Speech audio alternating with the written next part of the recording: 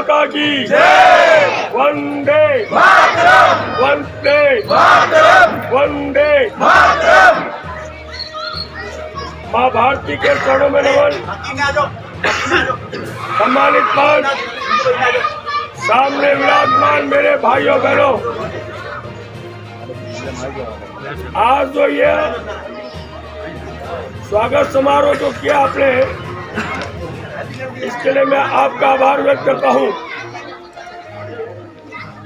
हम सब की जानकारी में है कि राजस्थान के विधानसभा चुनाव का बिगुल बज चुका है। जब चुनाव घोषणा के बाद जब तक मेरा नाम नहीं था, तब तक हमारे मंत्री जी हैं, वो बीकानेर में झूठे विकास, झूठे कार्य गिना रहे थे। जैसे ही मेरा नाम आया, वो झूठे काम भूल गए और अपने आप में कट्टर हिंदू और सनातनी कहने लग गए। मुझे ऐसा लगा कि मैंने 40 वर्ष की राजनीति को एक ही दिन में हिंदू और सनातनी बना दिया।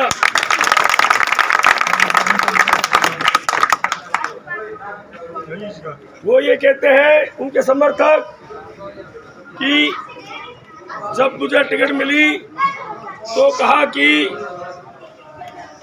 जेठानंद के पास धन नहीं है, हमारे साहब के पास अरबों रुपए हैं। मैंने कहा, अगर मुझे व्यापार करना होता, धन की व्यवस्था करता, मुझे तो समाज सेवा करनी है। समाज सेवा करता आया हूँ और यह चुनाव भी मैं समाज सेवा के लिए ही लड़ रहा हूँ। इसलिए मुझे धन की आवश्यकता नहीं है, मुझे इस धन की आवश्यकता है।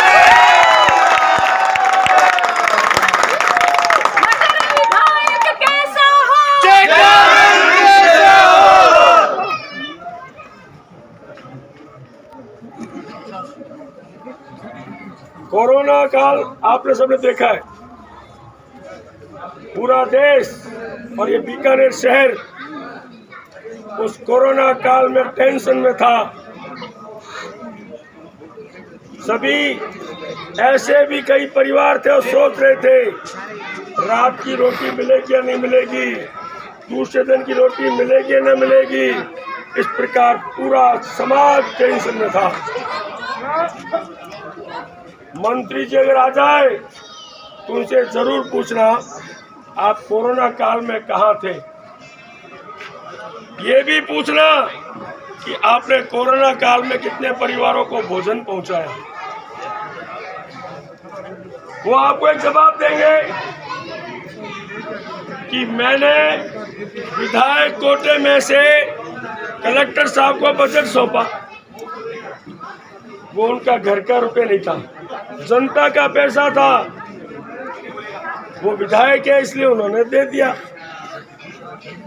फिर पूछिए वो बजट कहाँ गया। मैं आपको बता दूं, वो जो बजट था, उस बजट को उन्होंने कलेक्टर साहब पे दबाव बना के एक हिस्सा तो राजीव गांधी यूथ को दे दिया, यूथ क्लब को, और एक बीकानेर वेलफेयर कमेटी को दे दिया। राजीव गांधी यूथ क्लब का प्रमुख व्यक्ति अनिल जी कल्ला और बीकानेर वेलफेयर का प्रमुख व्यक्ति कमल जी कल्ला। सारा समाज उस समस्या से जूझ रहा था और ये बाईपास से लूट रहे थे समाज को। ये इनका चरित्र है। जब विकास की बात आती है, 4.5 साल तक ये कहीं नहीं दिखाई दिए और कई अखबार में पढ़ा, किसी ने देखा है तो कोई उद्घाटन करते हुए दिखाई दिया। जैसे ही चुनाव नजदीक आए, ये सड़क पे बाहर निकल के आए और कहा कि मैं अब समाज का काम करूंगा, विकास करूंगा। ये बीकानेर की जनता जो है इन टूटी फूटी सड़कों पे ठोकरे खाती घूम रही थी, ये चिंता हमारे मंत्री जी को नहीं थी।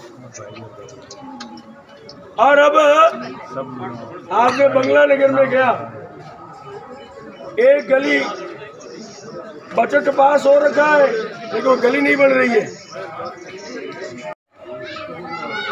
इस प्रकार ये बजट का दुरुपयोग, जनता के साथ ब्लैकमेलिंग, यानी कोई विकास कार्य नहीं करना। ये कहते हैं कि जेठानंद को सामने लाओ, मेरे से शास्त्रार्थ कराओ। अभी कहा मुझे अगर देवस्थान विभाग में पंडित की नौकरी करनी होती तो मैं शास्त्रार्थ करता, और समय आने पे किसी भी मंदिर में बैठ के शास्त्रार्थ भी करने तैयार हूँ। लेकिन अभी वो मेरे से शास्त्रार्थ करे। इस राष्ट्रीय महायज्ञ में उन्होंने क्या किया जनता के लिए वो बताए, तो मैं बता दूंगा क्या किया।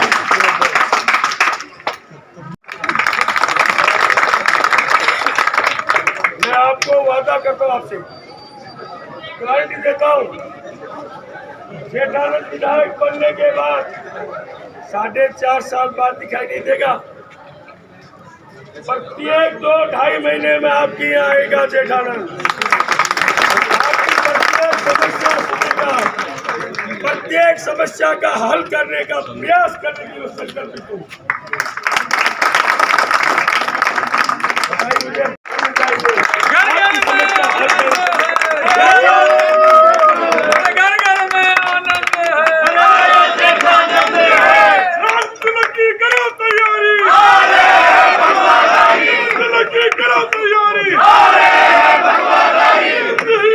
इतने वोटों से भारतीय जनता पार्टी इतने अंतर से जिताई, इतने वोटों से जिताई, ये ऐसे भ्रष्ट जो मंत्री है वो हमेशा के लिए घर चला जाए।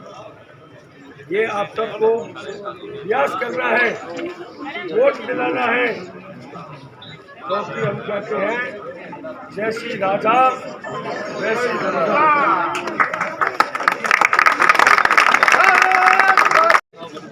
दूसरे काम